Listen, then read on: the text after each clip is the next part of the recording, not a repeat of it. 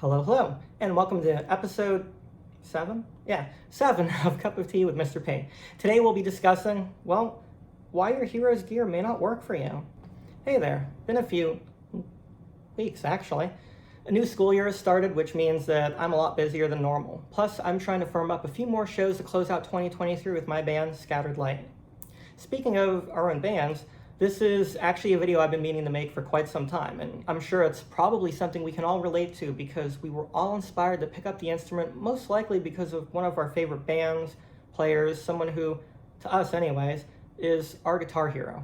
Some super common ones that you always hear over the years are players like Jimmy Page, Eric Clapton, Jeff Beck, Jimi Hendrix, and of course Slash. Many of them had a pretty tried and true, somewhat approachable sound, as back in their time it was usually just a Les Paul or a Strat through a Marshall. However, times have changed a ton since then, where even people that I look up to as players who used to have a road case of rack gear and amps have downsized to digital modeling processors and amp emulators. Before I keep going here, do me a favor and quickly hit that like and subscribe button below so you can keep up with my tone matching series as well as the next episode of, well, the rant series that you're watching right now. It would really help a ton because the algorithm is annoying and keeps my video from even coming up in searches. This past week was sort of a big one for 90s guitar heroes because two signature models were released. One for Soundgarden's Kim Thayil by Guild of the S100 Polara, which is a model guitar that he actually kind of brought to light in the 90s when he was featured on the cover of Guitar World magazine holding a white one, which had the guitar community absolutely buzzing at the time. What is that? Which of course spurred a ton of popularity for an obscure guitar that you could have gotten quite cheaply before then. The other signature model release was for Pearl Jam's lead guitarist Mike McCready in the form of a road-worn duplicate of his previous 1960 signature model Strat based off of the one that he uses live, only at a much more attainable price point at $1,900 compared to the $15,000 of the original release. So a bunch of my friends started sending me messages, texts, dude, did you see it? Are you gonna order one? My answer is pretty simple, no. And it's not that I can't afford it. No, I'm not loaded or anything, but let's be honest, $1,900 for the Strat or $900 for the S100 Polara really aren't super expensive, all things considered, for signature model guitars nowadays. Friends asked me if I was going to buy the Karsten's Billy Corgan signature amp when it came out too, and my answer was pretty simple. No. In fact, if he released a signature amp through Laney, I most likely wouldn't buy that one either. Which begs the question of, why? Billy Corgan's my hero. Why wouldn't I? Alrighty. So, not too long ago, I was jamming with a good friend, and we got to talking about our previous rigs and how long it got to get to where we are now. And the fact is, my current setup of Gibson RDs through a Mesa Mark V half stacks and pedal board really didn't happen until like 2020. Well, technically my board has pretty much stayed the same since 2016.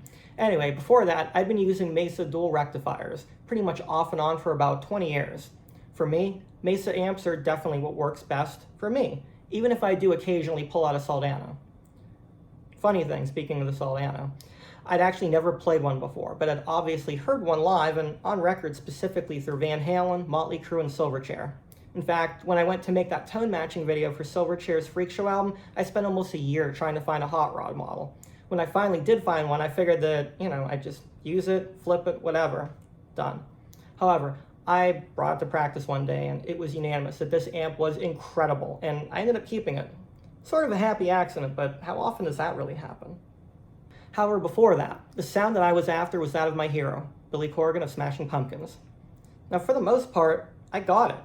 Once upon a time, I bought a 1984 JSAM 800 head off of a good friend and modded it for KT88 tubes, just like Billy's, and ran an Electro-Harmonix Big Muff distortion through that head. Essentially, I was getting that Siamese Dream guitar sound, even though that's not my favorite album. Back then, there really wasn't much info about Billy's rig. Really just what he used for that album, because let's be honest, the Big Muff is a pedal that just does not work in a live situation at all. You literally have to tweak it for every venue that you play at, and honestly, who has the time for that? It took me a while to learn this though. At one point, I was playing in 3 different bands besides my own. This sort of full band acoustic thing, and the other was this like Tool type of band. At that time, the other guitar player in that band was using this really crappy PV amp. I feel like in giving you the detail that this amp overheated and caught fire, if you didn't put a fan towards the back of it, probably tells you which head it was that he was using. In light of this, he asked me to go amp shopping with him so he didn't have to deal with this insanity anymore. In helping him pick up an amp, I ended up grabbing a Mesa rectifier just because I knew it would better accommodate me in that tool band. Now the funny thing is, I ended up having a few issues with my JCM 800, so I ended up using the rectifier for my band shows, and you know what? It worked out really well. It turned out our songs sounded much better being fed through that Mesa half stack than my Marshall. It was then that I realized that as much as I loved being able to use that pumpkin-y sound, it just wasn't for me. So I ended up getting rid of that JCM 800 and I stuck with my rectifier and occasionally used a Mark IV.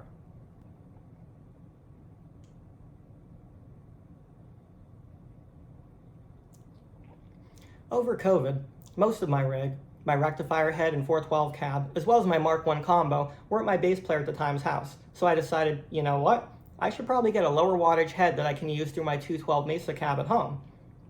I looked into some lunchbox heads from Orange, like the Jim Root, Tiny, and Dark Terrors, the Marshall Origin, Tremonti MT15, and said, hey, they make mini rectifiers and Mark heads. All right.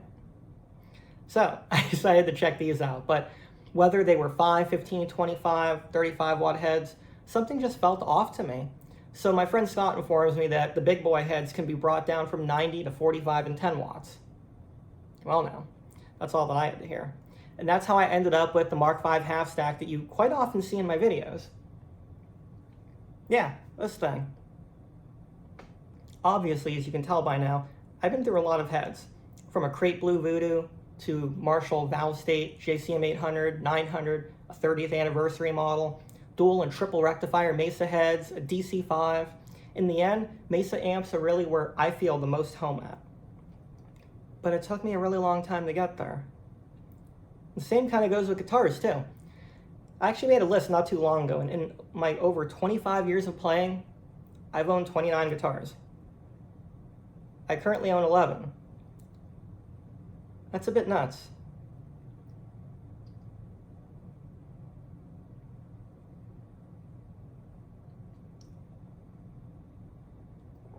I know this video probably seems like I've been ranting or bragging about all the gear that I've owned, but I swear there's a real point to this.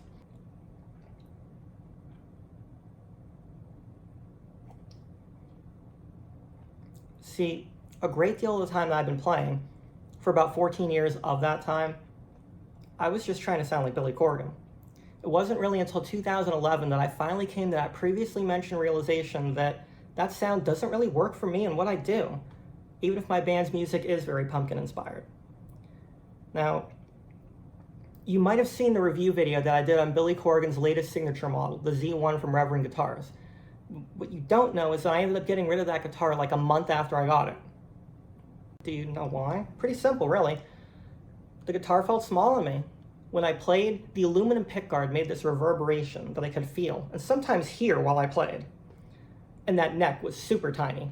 I mean, I felt like I might snap it off at any point while performing. Just way too small. That guitar just wasn't for me, and that's okay. It's meant for someone else.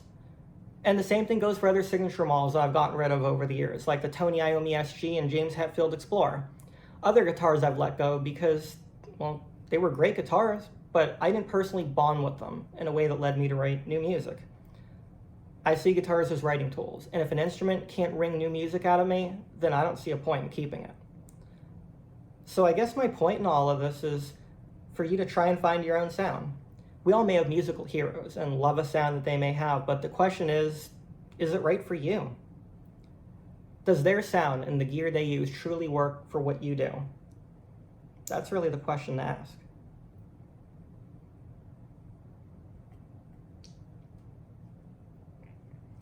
The best guitars that I've owned over the years have been Gibson RDs and my Paul Reed Smith McCarty hollow body with piezo.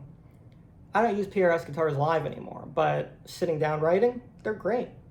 And live, the RDs just feel the most comfortable for a front person like me. Well, that's pretty much the end of my rant on this one. Leave your thoughts and comments below. I'd love to know about your realizations and what gear you've come to find to be your sound.